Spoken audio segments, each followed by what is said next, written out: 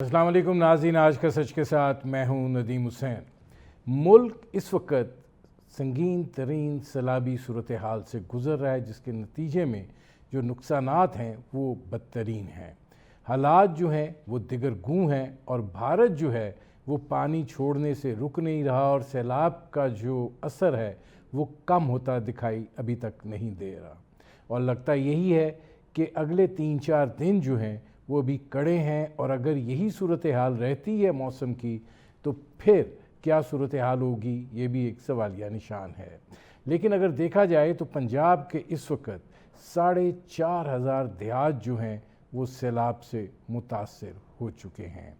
18,500,000 एकड़ अराज़ी जो है वो मुतासर हुई है, यानी उस पर फसलें जो हैं वो तबाह बर्बाद हुई हैं। और जो मुतासरा आबादी है वो कोई 42 लाख के करीब है। इसमें से 21 लाख से ज़ायद अफराद जो हैं उनको महफूज मकामात पर जो है वो पहुँचाया गया है।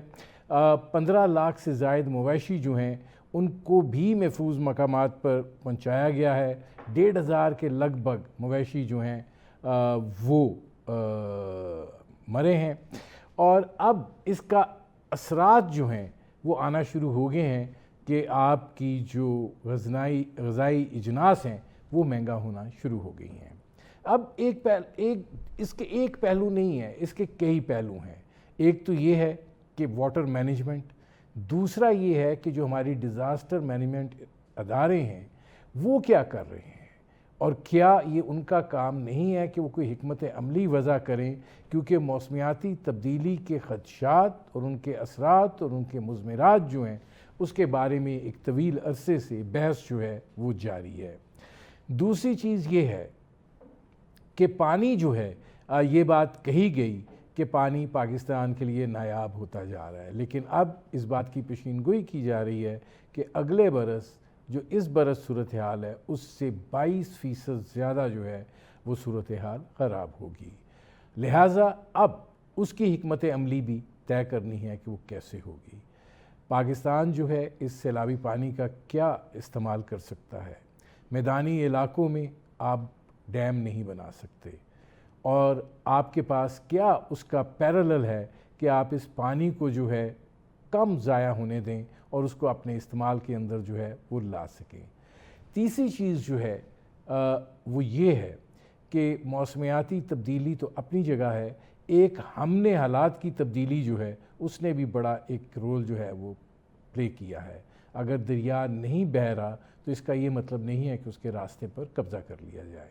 पानी ने आना है, पानी ने बहना है, 10 साल में आए, 5 साल में आए, 20 साल में आए, वो आएगा और उसी रास्ते से गुज़रेगा जो उसका मुतय्यन करदा रास्ता है।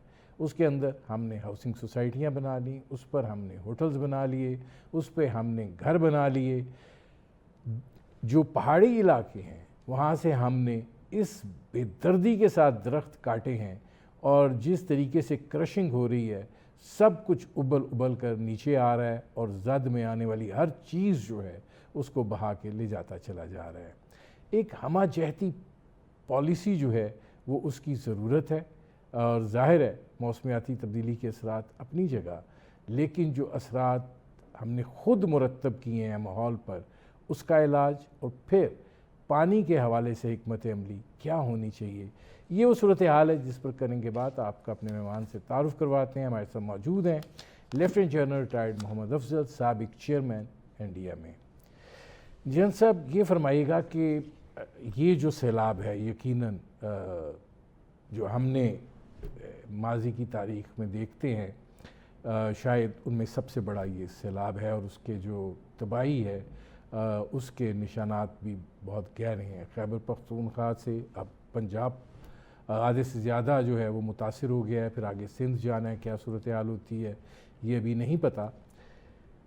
ये फरमाइएगा कि सैलाब तो अगर हम अभी मौसमियाती तब्दीली को अलग कर देते हैं, सैलाब तो एक कुदरती आफत है, आफात आती हैं और इसीलिए डिज़ास्टर मैनेजमेंट इदारे बनते हैं।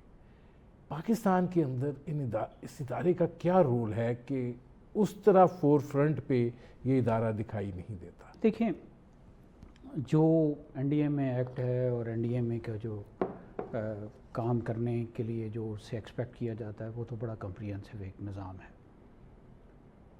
بدقسمتی سے ہمارے ہاں کچھ ایسی چیزیں ہوئی ہیں کہ اداروں کے درمیان اوور لیپ، اداروں کا آپ کہہ لیں کہ اداروں کو ایک قسم کا بکھیر بھی دیا گیا، اداروں کے اندر ادارے بنائے گئے. اور اس وقت میں اگر یہ کہوں کہ سیلاب کی مینجمنٹ اور سیلاب کے حالات کو دیکھنے کے 8-10 ادارے ہیں، عمومی طور پہ ان کا ذکر نہیں ہوتا.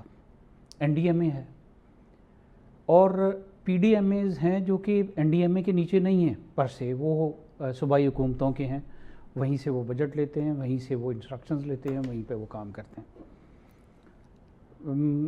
ایرا کا ادارہ ہمارا رہا ہے.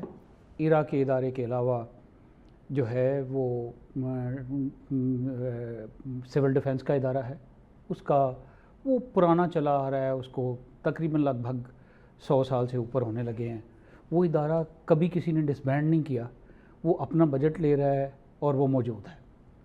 1122 کا ادارہ ہے، ریسکیو کا ادارہ ہے، فیڈرل فلڈ کمیشن ہے، اور ایک دو ایسے ادارے ہیں جو اس وقت میرے ذہن میں نہیں آ رہے. یہ سارے ادارے تقریباً ملتی جلتی ڈیوٹیوں کے لیے ہیں. تو پہلا یہ ہوتا ہے کہ آپ نے اپنے ریسورسز کو بکھیر کے رکھ دیا ہوا ہے. دوسرا یہ ہے کہ NDMA جب بنا تھا تو اس کے 3-4 لازم جزو ہونے تھے. پہلا جزو یہ ہونا تھا کہ اس کے پاس ایک ڈیزاسٹر مینجمنٹ فورس ہونی تھی. وہ ڈیزاسٹر مینجمنٹ فورس جو ہے وہ کبھی گراؤنڈ پہ آئی نہیں کیونکہ اتنا بجٹ ہی نہیں ہوتا. دوسرے نمبر پہ ڈیزاسٹر رسک مینجمنٹ فنڈ جو ہے وہ جب میں چیئرمین NDMA تھا تو وہ تقریباً 1 ارب کے لگ بھگ تھا، اور اس کو ٹریگر کرنے کے لیے یا یوز کرنے کے لیے ایک مروجہ طریقہ کار ہے اس کے مطابق ہونا تھا. ویسے NDMA کا بجٹ اس وقت تقریباً 35-36 کروڑ روپے کے قریب تھا سالانہ، اور اس میں اگر کوئی ایکسپیکٹ کرتا ہے کہ اتنی بڑی آفت اور اتنے بڑے مسائل کو حل کیا جا سکے. اس وقت جب کووڈ آیا تھا، کووڈ میں گورنمنٹ آف پاکستان نے NDMA کو 25 ارب روپے دیے تھے، اور جب میں ریٹائر ہوا ہوں تو NDMA نے اس وقت تک 9 ارب روپے کے قریب خرچے تھے. بڑا کام ہوا تھا، تقریباً 4-4.5 ہزار نئے بیڈ ایڈ ہوئے، اسپتالوں کی رینوویشن ہوئی، آکسیجنیشن ہوئی، ملینز آف ٹیسٹنگ کٹس آئیں، انجیکشنز آئے، باقی ادویات آئیں، کپڑے آئے، وہ ساری چیزیں. پھر گورنمنٹ آف پاکستان نے کنسسٹنٹلی اس پارٹ کو اس طرح نگلیکٹ کیا ہے، ساری کنسسٹنٹ جو مختلف گورنمنٹس آتی رہی ہیں، کہ دنیا بھر میں disaster related funding 0 interest rate پہ اور تقریباً فری اویلیبل ہیں. لائک یونائٹڈ نیشن کا ایک فنڈ ہے $22 بلین کا، پاکستان کے لیے اس کے اندر جو چنک اویلیبل ہے فار گیٹنگ اٹ وہ تقریباً $400-450 ملین کے قریب ہے. اس کا ایک ٹریگر کرنے کا میکنزم ہے. طریقہ کار یہ ہے کہ آپ جو ہے وہ کچھ بینک کی فیس دے کے اس فنڈ کو اپنے لیے ایلوکیٹ کر لیتے ہیں، but the fund remains with the bank, اور اس کے اوپر جو انٹرسٹ ریٹ ہے وہ لیس دین 0.05% ہے.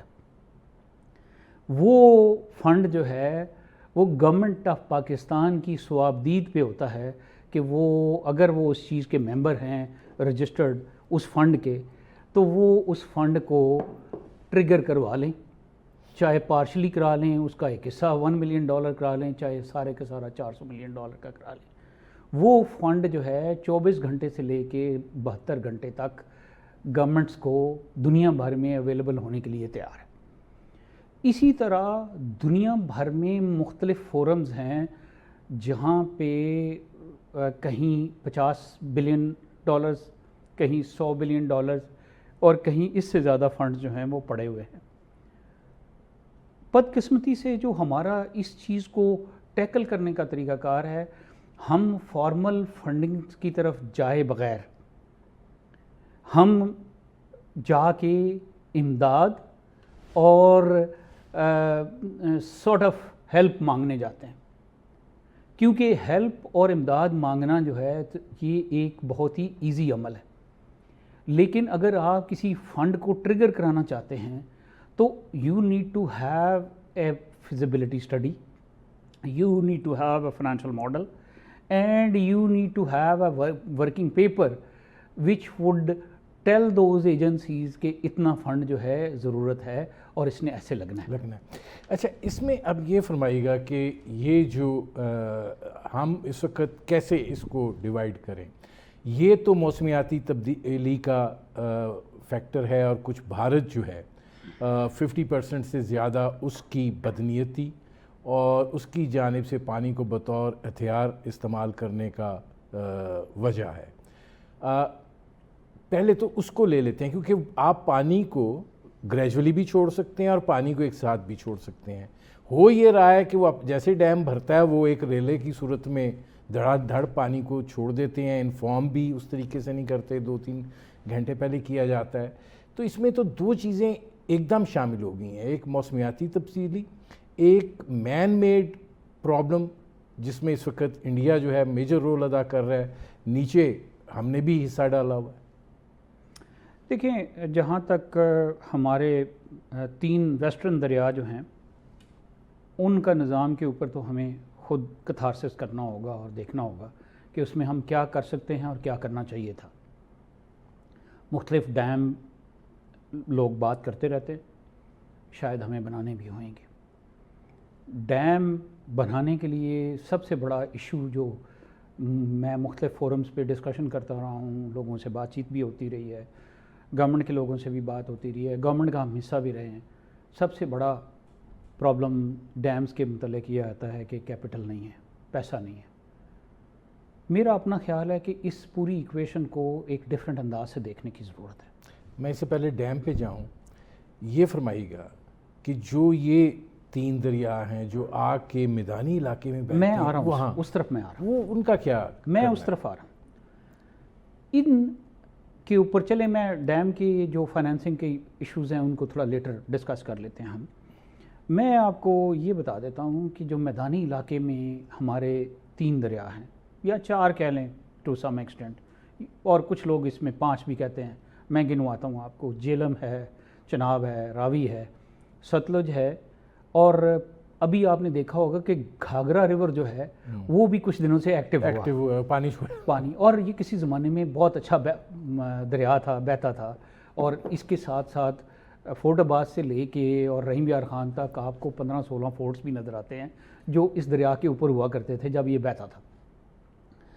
ایشو یہ ہے کہ جو 3 دریا اوپر والے ہیں جس میں جیلم ہے، چناب ہے اور راوی ہے، اس پہ کشمیر کے اندر اور ہماچل کے اندر انڈیا کے پاس تقریباً 4 ملین ایکڑ فیٹ پانی جمع کرنے کی کیپیسٹی ہے، اور تھوڑا سا 4 ملین ایکڑ فیٹ سے تھوڑا سا کم کیپیسٹی ان کی ان تینوں کے اوپر موجود ہے.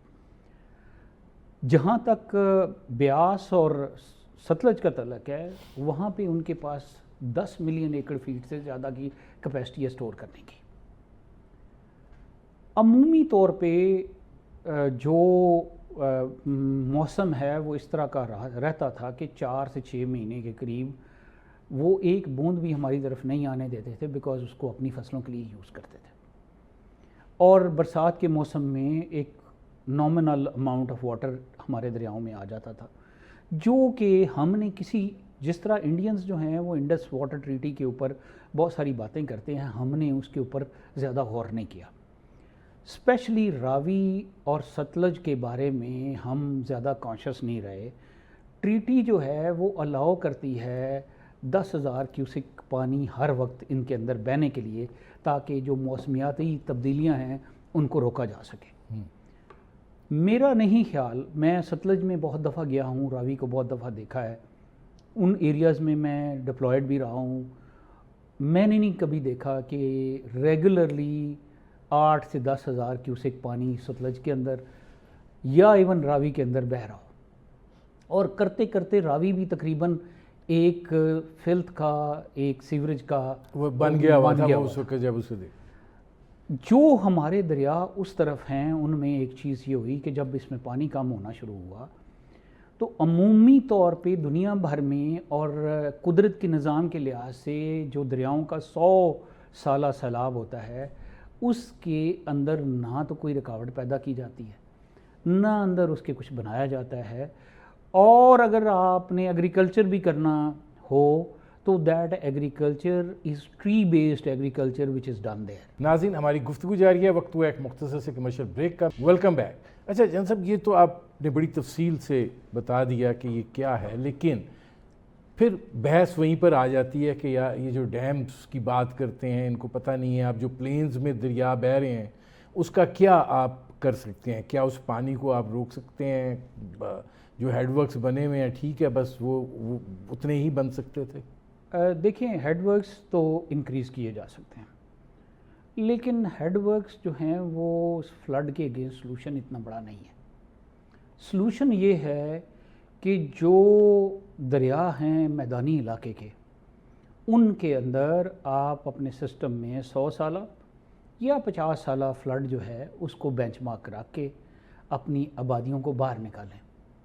جو پیسہ آپ نے ویسٹرن ریورز کے اوپر ڈیمز کے لیے خرچ کرنا ہے، اسی کے متماثل مقدار میں پیسہ جو ہے ان آبادیوں کو پیچھے کر کے اور دریاؤں کے جو ایکٹیو فلڈ پلینز ہیں ان کے اندر وہ ایگریکلچر فروغ دیں جو کہ ٹری بیسڈ ہو، اور لوگوں کے لیے جس طرح ہم سیکشن 44 لگا دیتے ہیں، 144 لگا دیتے ہیں کہ یہ کام ہو سکتا ہے، یہ کام نہیں ہو سکتا، تو وہاں پہ جو ایکٹیو فلڈ پلین ہیں ان کے اندر لوگوں کو ترغیب دینی چاہیے کہ وہ گندم لگانے کے بجائے وہاں پہ درخت لگائیں اور اس درخت سے اپنی انکم جو ہے وہ جنریٹ کرنی شروع کریں۔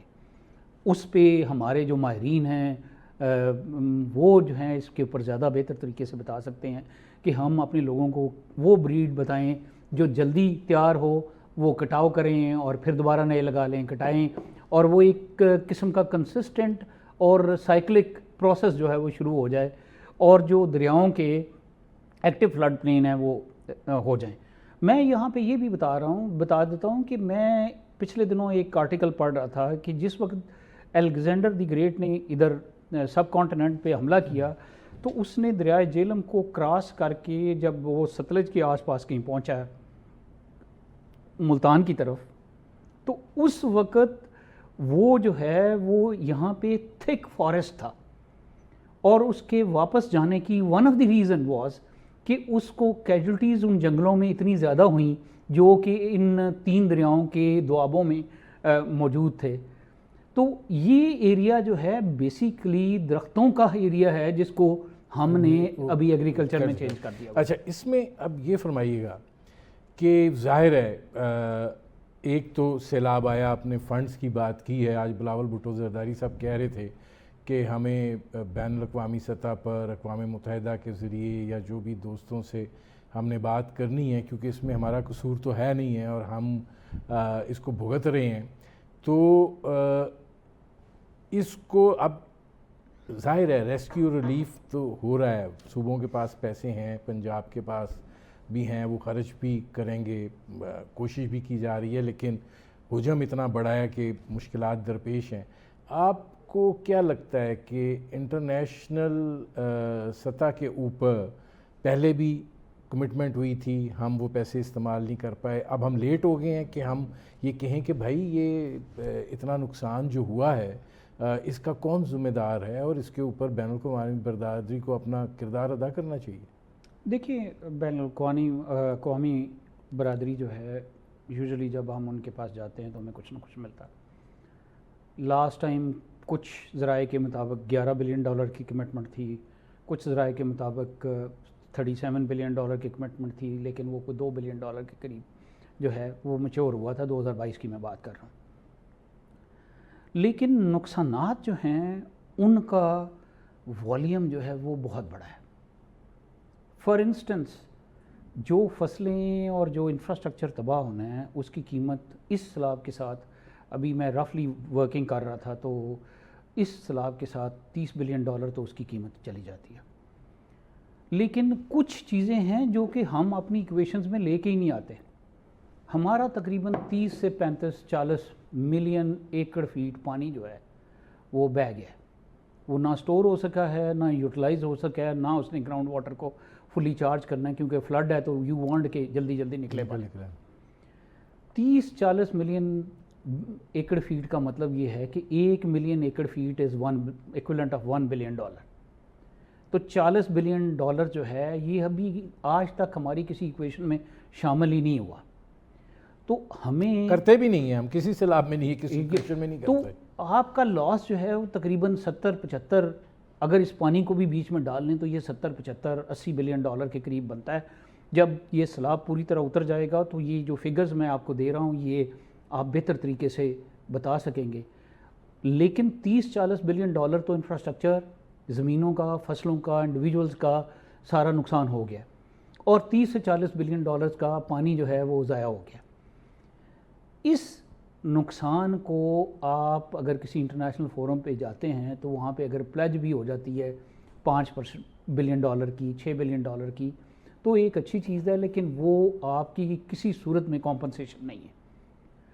ضرورت اس بات کی ہے کہ ڈیزاسٹر رسک فائنینسنگ کے ایسے ماڈل آپ کو کریٹ کرنے کی ضرورت ہے کہ جو آپ کے انفراسٹرکچرل لاسز ہیں، جو آپ کے باقی لاسز ہیں، اس کے لیے ایک روٹیشنل بیسس کے اوپر فنڈ جو ہے وہ اپنے آپ کو کریٹ کیے جا رہا ہے، جو پبلک پرائیویٹ پارٹنرشپ کی ڈومین میں آ سکتا ہے، جو انفراسٹرکچر کریٹڈ سے ریونیو کی ڈومین میں آ سکتا ہے، جو لینڈ یوز کی ڈومین میں آ سکتا ہے. وہ سارا فنڈ جو ہے وہ ایک روٹیشنل فائنینشیل ماڈل میں لے جا کے اس کو آپ آگے لے جا سکتے ہیں. اچھا، اب یہ فرمائیں کہ آپ تو کہہ رہے ہیں کہ پانی ضائع ہو رہا ہے. اب پانی جو ضائع ہو رہا ہے اس کو اپنے استعمال میں لانے کے لیے آپ کے پاس چوائسیز کیا ہیں؟ اگر آپ ستلج کو دیکھیں، اگر آپ جہلم کو دیکھیں، پیچھے تو آپ کر سکتے ہیں، جیسے میدان میں انٹر ہوتے ہیں کیا کریں گے آپ؟ دیکھیں اس میں چناب کو دیکھیں، نہیں کیا کر سکتے ہیں آپ؟ دیکھیں میں آپ کو اس میں بتاتا ہوں. دنیا بھر میں اور صدیوں سے بہت سارے میتھڈ گراؤنڈ واٹر کو ریچارج کرنے کے بنے ہوئے ہیں.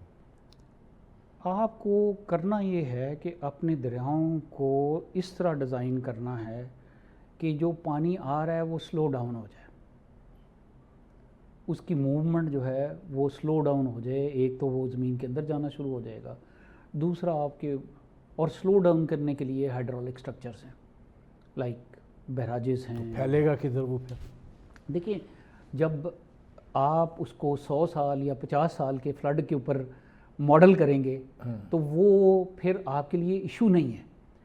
ایشو تب ہو رہا ہے کہ آپ نے فلڈ کو، دریا کو اس کے نیچرل کورس کے اندر بند کر دیا ہوا ہے. مطلب جو جہاں پہ وہ عام حالات میں بہتا ہے وہاں پہ بند کر دیا ہوا ہے.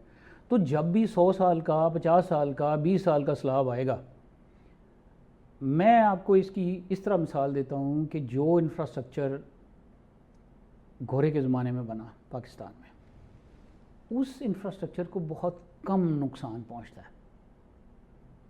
اس لیے کم نقصان پہنچتا ہے کہ اس زمانے میں انفراسٹرکچر بناتے ہوئے 100 سال کا یا 50 سال کا فلڈ جو ہے اس کو ذہن میں رکھا جاتا تھا.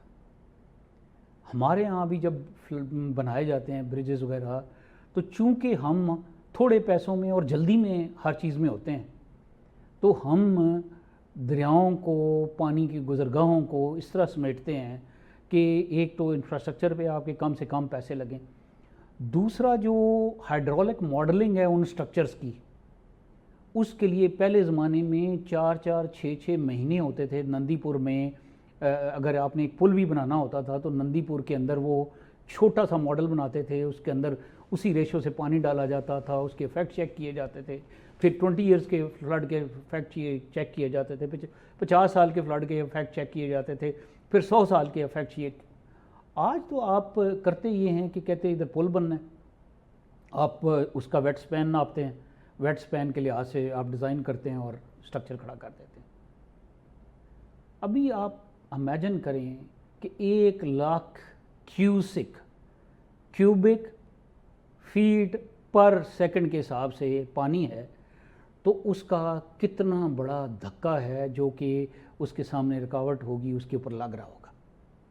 2 لاکھ 10 لاکھ 15 لاکھ. تو بیسیکلی آپ کو میں آتا ہوں, مجھے ایک بریک لینا پڑ رہا ہے. ناظرین, ہماری گفتگو جاری ہے, وقت ہوا ہے ایک مختصر سے کمرشل بریک کا. Welcome back.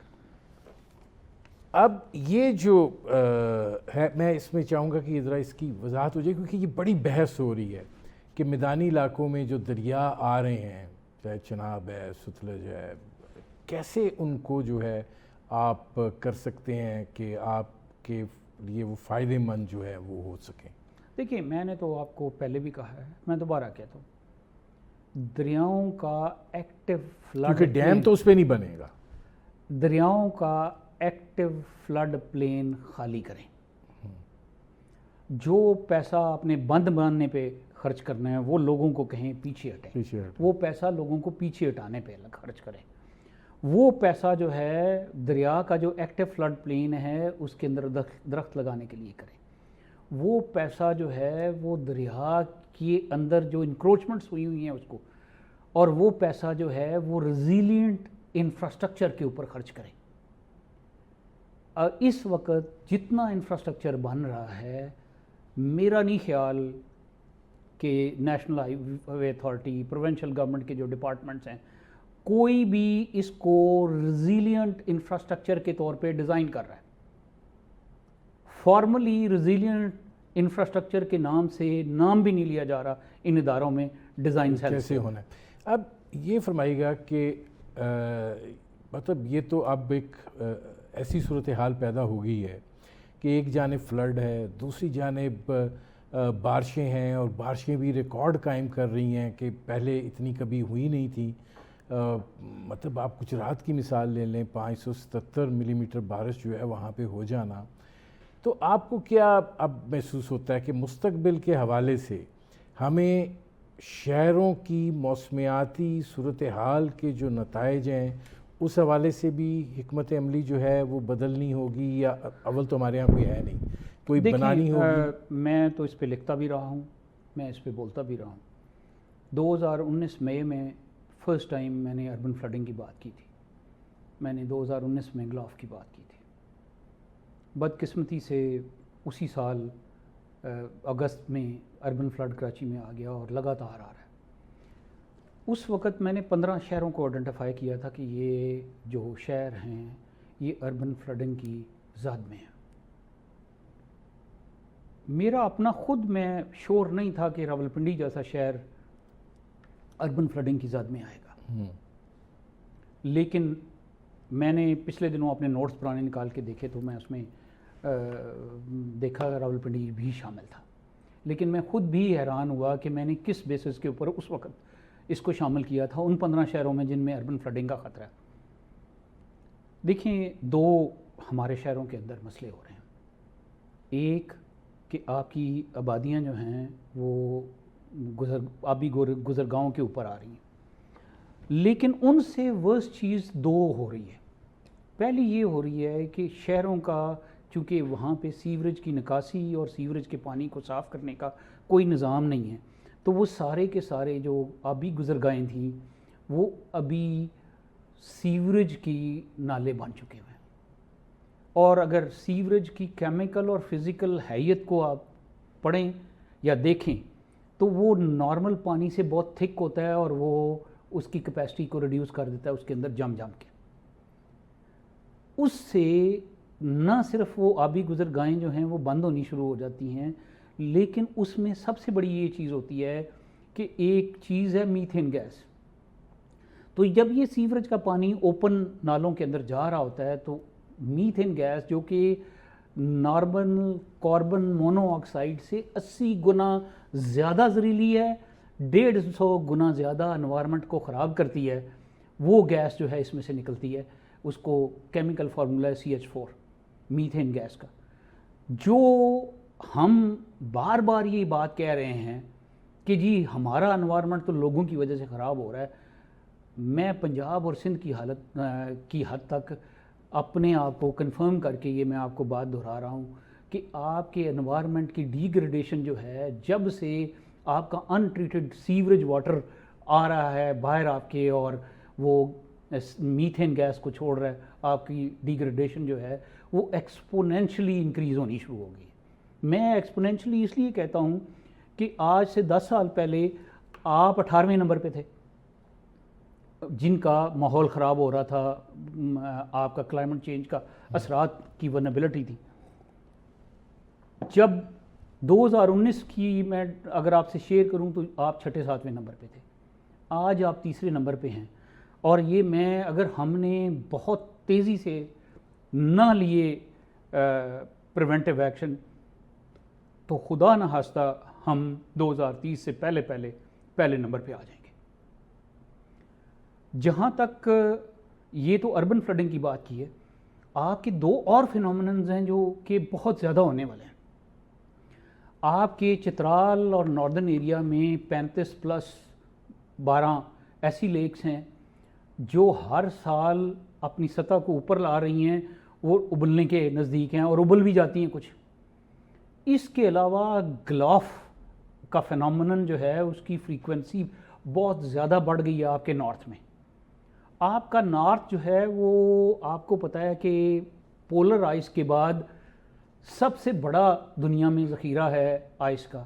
خدا نہ خواستہ یہ ہوا تو آپ بارشوں کے بغیر بھی بہنا شروع ہو جائیں گے. اس پہ بہت تفصیل سے بات ہو سکتی تھی، بہت ساری چیزیں جو ہیں وہ بھی تشنا ہیں، لیکن میرے پروگرام کا وقت ختم ہو رہا ہے. بہت شکریہ لیفٹیننٹ جنرل ریٹائرڈ محمد افضل. ناظرین، یہ تھے لیفٹیننٹ جنرل ریٹائرڈ محمد افضل، سابق چیئرمین NDMA. آپ نے ان کی گفتگو سنی. اس گفتگو کے اندر تجاویز بھی ہیں، خطرات کے حوالے سے نشاندہی بھی ہے اور ان کا حل بھی موجود ہے. میرے پروگرام کا وقت ختم ہوا، اجازت دیجیے.